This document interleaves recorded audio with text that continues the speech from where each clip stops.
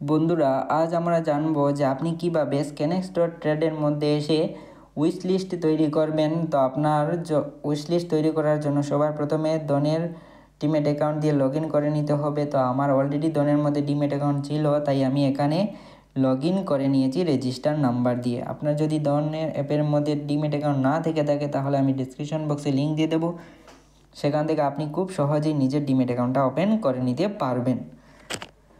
তারপর বন্ধুরা, এখানে দেখতে পাচ্ছেন লগ ইন করার পর এখানে উইশ লিস্টের একটা অপশন আছে, তো এটাতে আমরা ক্লিক করে দিই। তো এখানে যেই না আমরা ক্লিক করব তো অনেকগুলো অপশনস চলে আসবে, যেমন চলে এসেছে এখানে অনেকগুলো অপশনস, ঠিক আছে, 1 2 3 4 করে লেখা আছে। তো এখানের মধ্যে আমরা চাই যে নাম্বার 2 যে উইশ লিস্টটা আছে, নাম্বার 3, তো সেটা এখান থেকে আমরা অ্যানালিসিস করতে পারি, কিংবা এখানে ক্লিক করেও আমরা উইশ লিস্টগুলো অ্যানালিসিস করতে পারি। যেমন এখানে যদি আমরা ক্লিক করি তাহলেও আমরা উইশ লিস্টগুলো দেখতে পারি, তারপর এখান থেকেও আমরা উইশ লিস্টগুলোকে অ্যানালিসিস করতে পারি, ঠিক আছে। তারপর হলো এখানে একটা 3 ডটের একটা অপশন আছে, তো এটাতে আমরা ক্লিক করে কলামগুলা চেঞ্জ করতে পারি, যে কলামের মধ্যে কোন কোন অপশনস প্রয়োজন আমাদের, ঠিক আছে। যেমন এখানে অনেকগুলা ফিচার্স আছে, যেমন আমরা লোয়ার সার্কিটের ডিটেলস, তারপর এখানে আপার লিমিট, তারপর সেলস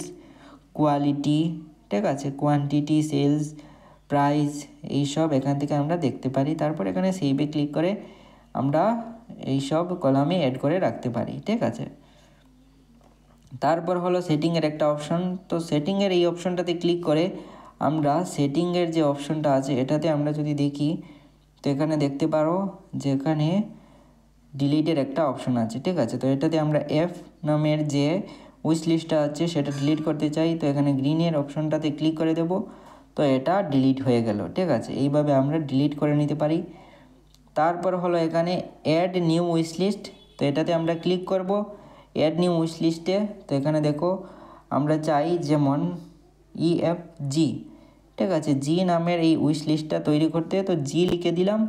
তারপর এখানে আমরা ক্লিক করে দেব, যেমন ধরে নাও এই অপশনটাতে, ঠিক আছে, গ্রিনের অপশনটাতে আমরা ক্লিক করে দেব।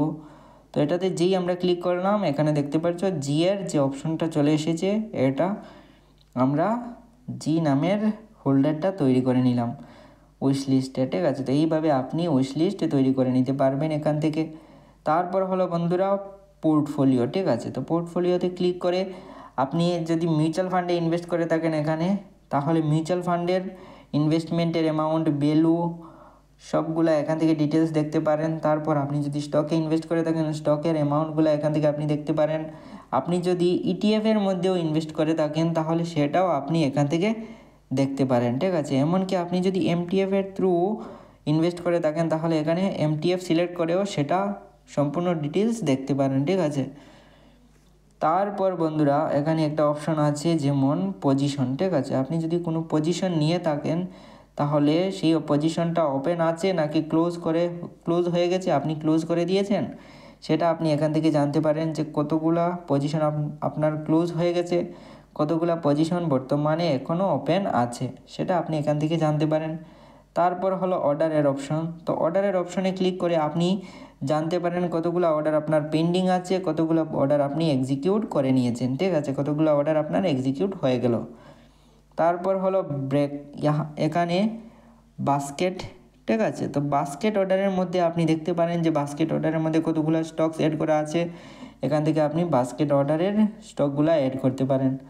যদি আপনি চান যে ফরএভার অর্ডারের স্টকসগুলো দেখতে তাহলে এখানে ফরএভারের অপশনটা সিলেক্ট করে নিন, তারপর এখানে ফরএভারের স্টকগুলো অ্যাড করতে পারেন, ঠিক আছে। তো এইভাবে আপনি অর্ডার এক্সিকিউট করতে পারেন এবং অর্ডার কতগুলো ফরএভার অর্ডার আপনার এক্সিকিউট হয়েছে না হয়েছে সেগুলো এখান থেকেই আপনি ডিটেলস জানতে পারেন।